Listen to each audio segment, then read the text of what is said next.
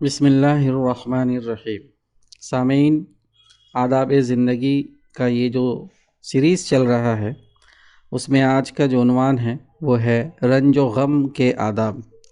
اس سے پہلے کہ ہم آگے بڑھیں، آپ سے ایک مؤدبانہ گزارش ہے کہ اگر ابھی تک آپ نے ہمارا چینل سبسکرائب نہیں کیا ہے تو برائے مہربانی سبسکرائب کر لیں، بیل آئیکن کا بٹن بھی دبا دیں تاکہ آپ کو آنے والے تمام ویڈیو آسانی سے اس کی نوٹیفیکیشن مل سکے۔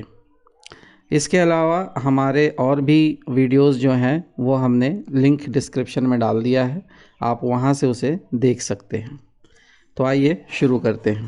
نمبر 1، مصائب کو صبر و سکون کے ساتھ برداشت کیجیے، کبھی ہمت نہ ہاریے اور رنج و غم کو کبھی حد اعتدال سے نہ بڑھنے دیجیے۔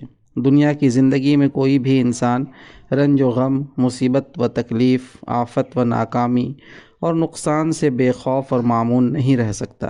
البتہ مومن اور کافر کے کردار میں یہ فرق ضرور ہوتا ہے کہ کافر رنج و غم کے ہجوم میں پریشان ہو کر ہوش و حواس کھو بیٹھتا ہے، مایوسی کا شکار ہو کر ہاتھ پیر چھوڑ دیتا ہے اور بعض اوقات غم کی تاب نہ لا کر خودکشی کر لیتا ہے، اور مومن بڑے بڑے حادثے پر بھی صبر کا دامن ہاتھ سے نہیں چھوڑتا اور صبر ثبات کا پیکر بن کر چٹان کی طرح جمع رہتا ہے۔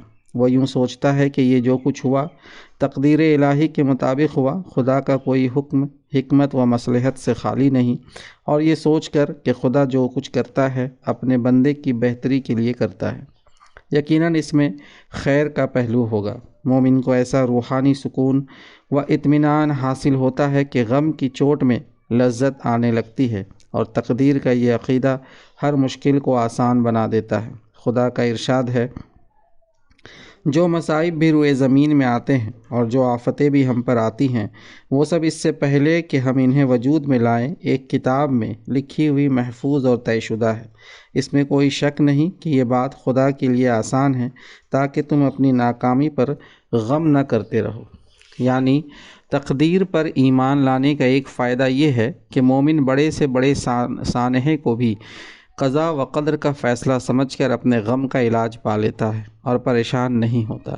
وہ ہر معاملے کی نسبت اپنے مہربان خدا کی طرف کر کے خیر کے پہلو پر نگاہ جما لیتا ہے اور صبر و شکر کر کے ہر شر میں سے اپنے لیے خیر نکالنے کی کوشش کرتا ہے۔ نبی صلی اللہ علیہ وسلم کے ارشاد ہے، مومن کا معاملہ بھی خوب ہی ہے، وہ جس حال میں بھی ہوتا ہے خیر ہی سمیٹتا ہے۔ اگر وہ دکھ، بیماری اور تنگ دستی سے دوچار ہوتا ہے تو سکون کے ساتھ برداشت کرتا ہے، اور یہ آزمائش اس کے حق میں خیر ثابت ہوتی ہے، اور اگر اس کو خوشی اور خوشحالی نصیب ہوتی ہے تو شکر کرتا ہے، اور یہ خوشحالی اس کے لیے خیر کا سبب بنتی ہے۔ نمبر 2، جب رنج و غم کی کوئی خبر سنے یا کوئی نقصان ہو جائے یا کوئی دکھ اور تکلیف پہنچے یا کسی ناگہانی مصیبت میں خدا نخواستہ گرفتار ہو جائے تو فوراً انا للہ و انا الیہ راجعون پڑھیے۔ ہم خدا ہی کے ہیں اور اسی کی طرف لوٹ کر جانے والے ہیں۔ مطلب یہ ہے کہ ہمارے پاس جو کچھ بھی ہے سب خدا ہی کا ہے، اسی نے دیا ہے اور وہی لینے والا ہے، ہم بھی اسی کے ہیں اور اسی کی طرف لوٹ کر جائیں گے۔ ہم ہر حال میں خدا کی رضا پر راضی ہیں، اس کا ہر کام مصلحت، حکمت اور انصاف پر مبنی ہے۔ وہ جو کچھ کرتا ہے کسی بڑے خیر کے پیش نظر کرتا ہے۔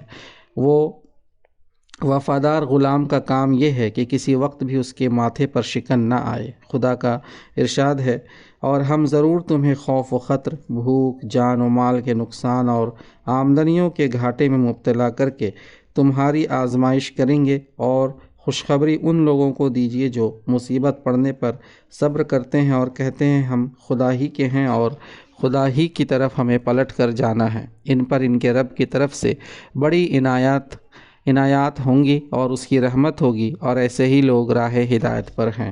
البقرہ آیت نمبر 155 تا 157۔ نبی صلی اللہ علیہ وسلم کے ارشاد ہے، جب کوئی بندہ مصیبت پڑنے پر انا للہ و انا الیہ راجعون پڑھتا ہے تو خدا اس کی مصیبت کو دور فرما دیتا ہے، اس کو اچھے انجام سے نوازتا ہے اور اس کو اس کے پسندیدہ چیز اس کے صلے میں عطا فرماتا ہے۔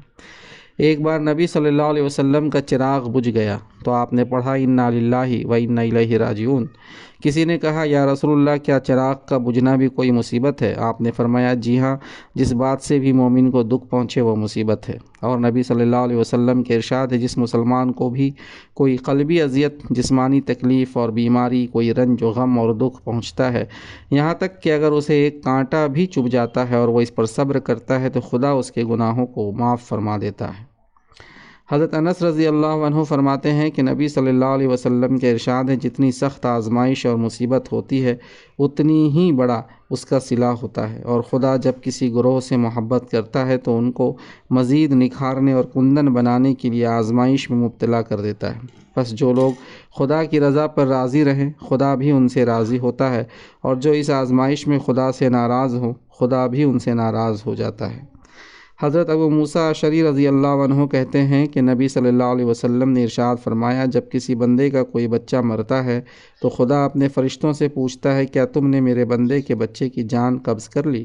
وہ کہتے ہیں ہاں۔ پھر وہ ان سے پوچھتا ہے تم نے اس کے جگر کے ٹکڑے کی جان نکال لی؟ وہ کہتے ہیں ہاں۔ پھر وہ ان سے پوچھتا ہے تو پھر میرے بندے نے کیا کہا؟ وہ کہتے ہیں اس مصیبت میں اس نے تیری حمد کی اور انا للہ و انا الیہ راجعون پڑھا، تو خدا ان سے فرماتا ہے میرے اس بندے کے لیے جنت میں ایک گھر تعمیر کرو اور اس کا نام بیت الحمد یعنی شکر کا گھر رکھو۔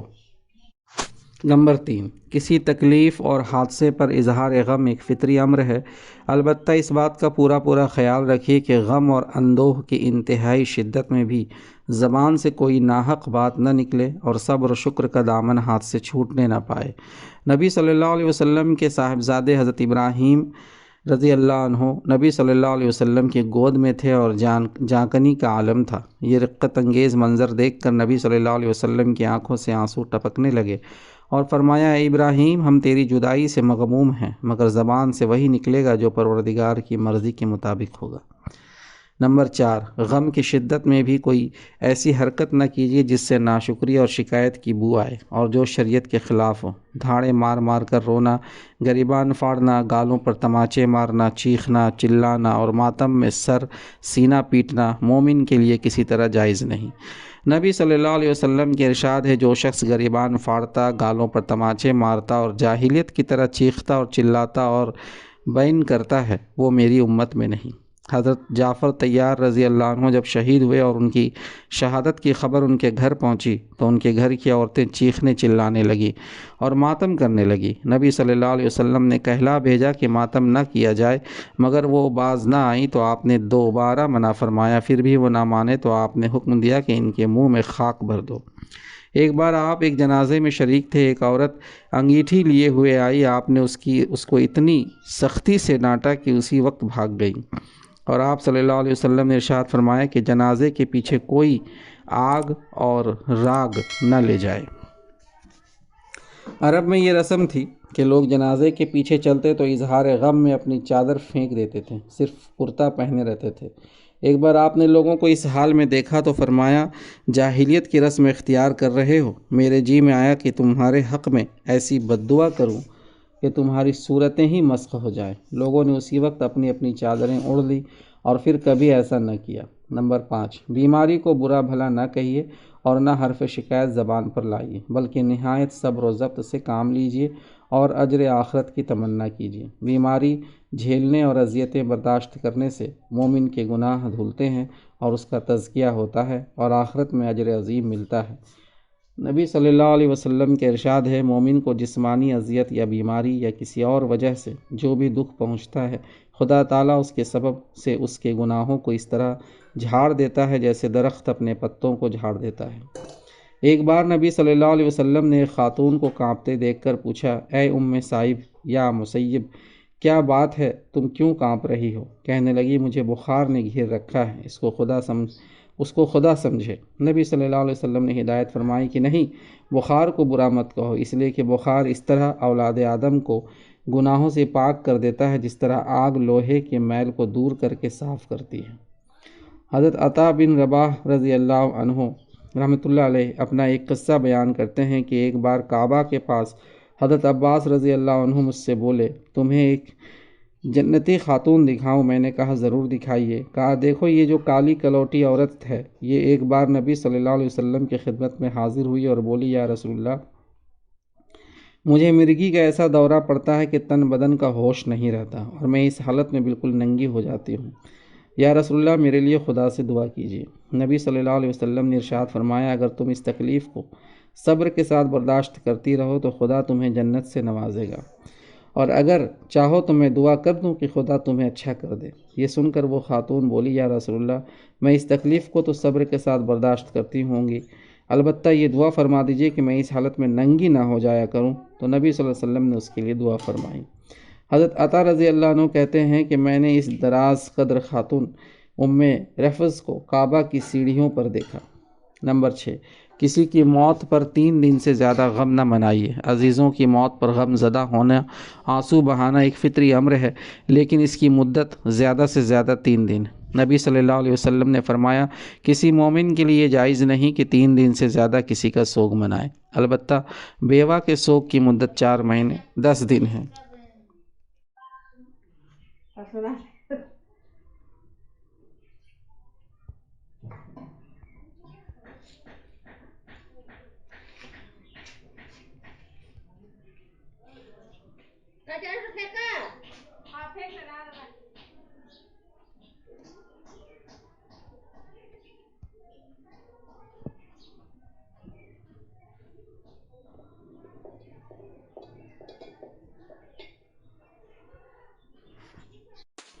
اس مدت میں نہ وہ کوئی رنگین کپڑا پہنے، نہ خوشبو لگائے اور نہ کوئی اور بناؤ سنگار کرے۔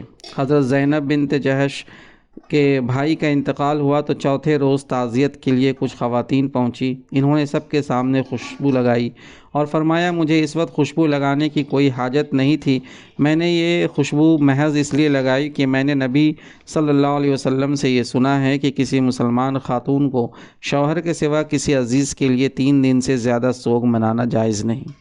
نمبر 7، رنج و غم اور مصیبت میں ایک دوسرے کو صبر کی تلقین کیجیے۔ نبی صلی اللہ علیہ وسلم جب غزوہ احد سے واپس تشریف لائے تو خواتین اپنے اپنے عزیزوں اور رشتہ داروں کا حال معلوم کرنے کے لیے حاضر ہوئیں۔ جب حضرت حمنہ بنت جہش نبی صلی اللہ علیہ وسلم کے سامنے آئیں تو آپ صلی اللہ علیہ وسلم نے ان کو صبر کی تلقین فرمائی اور کہا اپنے بھائی عبداللہ پر صبر کرو۔ انہوں نے انا للہ و انا الیہ راجعون پڑھا اور دعائے مغفرت کی۔ پھر آپ نے فرمایا اپنے ماموں حمزہ رضی اللہ عنہ پر صبر کرو۔ انہوں نے پھر انا للہ و انا الیہ راجعون پڑھا اور دعائے مغفرت کی۔ حضرت ابو طلحہ رضی اللہ عنہ کا لڑکا بیمار تھا، وہ بچے کو اسی حال میں چھوڑ کر اپنے کام پر چلے گئے۔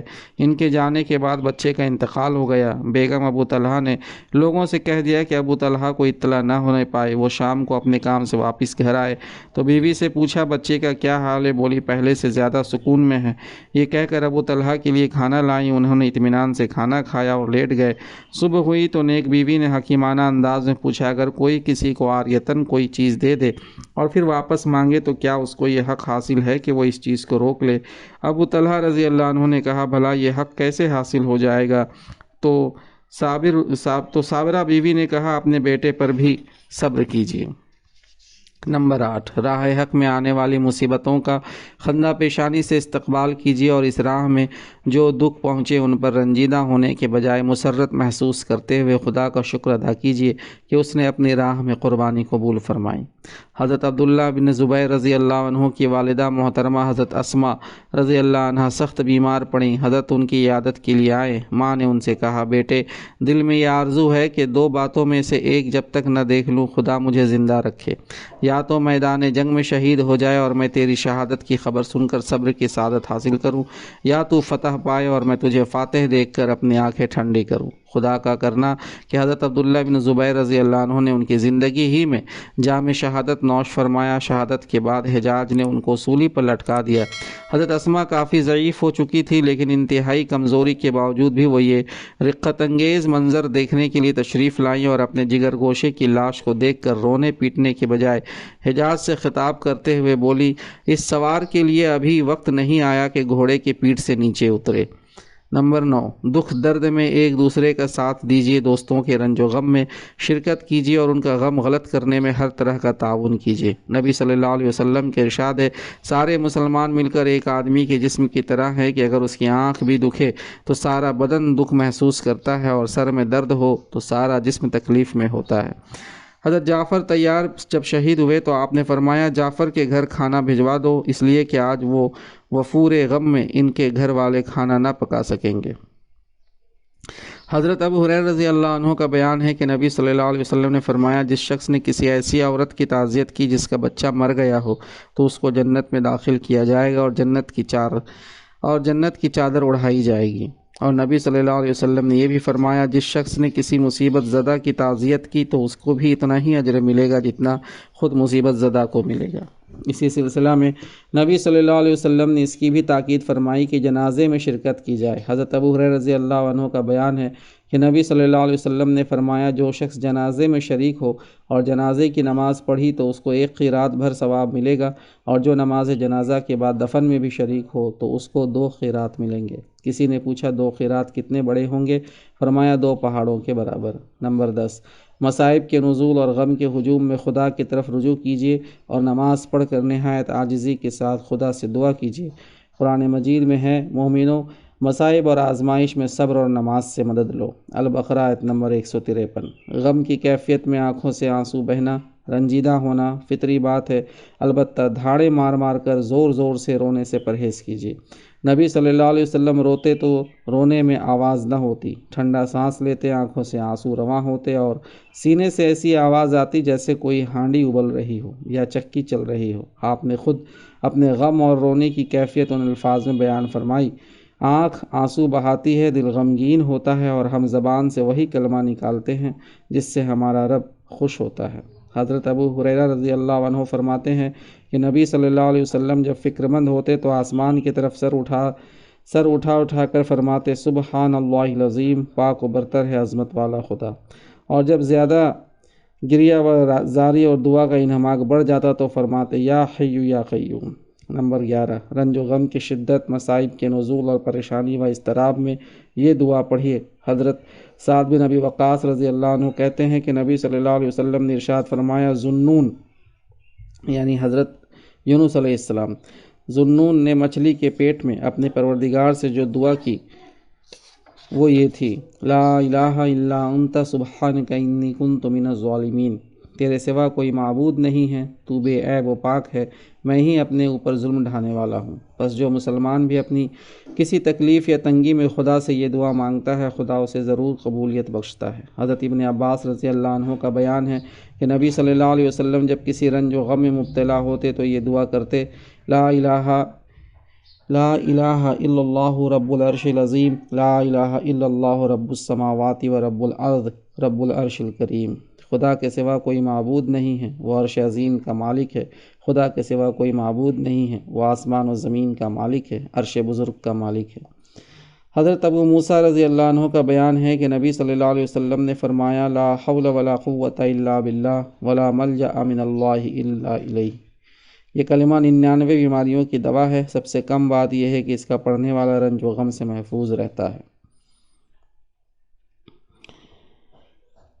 یہ کلمہ حضرت عبداللہ ابن مسعود رضی اللہ عنہ فرماتے ہیں کہ نبی صلی اللہ علیہ وسلم نے ارشاد فرمایا، جس بندے کو بھی کوئی دکھ یا تکلیف پہنچے اور وہ یہ دعا مانگے، خدا تعالیٰ اس کے رنج و غم کو ضرور خوشی اور مسرت میں تبدیل فرما دے گا۔ اللہم انی عبدک و ابن عبدک و ابن امتک ناصیتی بیدک ماضی فی حکمک عدل فی قضاؤک اسألک بکل اسم هو لك سميت به نفسك أو أنزلته في كتابك أو علمته أحدا من خلقك أو استأثرت به في علم الغيب عندك أن تجعل القرآن العظيم ربيع قلبي ونور بصري وجلاء حزني وذهاب همي۔ خدایا میں تیرا بندہ ہوں، میرا باپ تیرا بندہ ہے، میری ماں تیری بندی ہے، میری چوٹی تیرے ہی قبضہ قدرت میں ہے، یعنی میں ہمتاً تیرے بس میں ہوں، تیرا ہی حکم میرے معاملے میں نافذ ہے، میرے بارے میں تیرا ہر حکم سراسر انصاف ہے۔ میں تیرے اس نام کا واسطہ دے کر جس سے تو نے اپنی ذات کو موسوم کیا، یا اپنی کتاب میں نازل فرمایا، یا اپنی مخلوق میں سے کسی کو سکھایا، یا اپنے پاس خزانہ غیب ہی میں اس کا مستور رہنے دیا، تو اس سے درخواست کرتا ہوں کہ قرآن عظیم کو میرے دل کی بہار، میری آنکھوں کا نور، میرے غم کا علاج اور میرے تشویش کا مداوا بنائے۔ نمبر 12، اگر کبھی خدا نخواستہ مصائب و آلام اس طرح گھیر لیں کہ زندگی دشوار ہو جائے اور رنج و غم ایسی حیتناک شکل اختیار کر لیں کہ آپ کو زندگی وبال معلوم ہونے لگے، تب بھی کبھی موت کی تمنا نہ کیجیے، اور نہ کبھی اپنے ہاتھوں اپنے کو ہلاک کرنے کی شرمناک حرکت کا تصور کیجیے۔ یہ بزدلی بھی ہے اور بدترین قسم کی خیانت اور معصیت بھی۔ ایسے اضطراب اور بے چینی میں برابر خدا سے یہ دعا کرتے رہیے، اللہم احینی ما کانت الحیاۃ خیرا لی وتوفنی اذا کانت الوفاۃ خیرا لی۔ خدایا جب تک میرے حق میں زندہ رہنا بہتر ہو مجھے زندہ رکھ، اور جب میری حق میں موت ہی بہتر ہو تو مجھے موت دے دے۔ نمبر 13، جب کسی کو کسی مصیبت میں مبتلا دیکھیں تو یہ دعا پڑھیے۔ حضرت ابو ہریرہ رضی اللہ عنہ کہتے ہیں کہ نبی صلی اللہ علیہ وسلم نے فرمایا، جس نے بھی کسی کو کسی مصیبت میں مبتلا دیکھ کر یہ دعا مانگی، انشاءاللہ وہ اس مصیبت سے محفوظ رہے گا۔ الحمدللہ الذی عافانی مما ابتلاک اللہ بہ وفضلنی علی کثیر ممن خلق تفضیلا۔ خدا کا شکر ہے جس نے مجھے اس مصیبت سے بچائے رکھا جس میں تم مبتلا ہو، اور اپنی بہت سی مخلوقات پر مجھے فضیلت بخشی۔ وآخر دعوانا ان الحمدللہ رب العالمین۔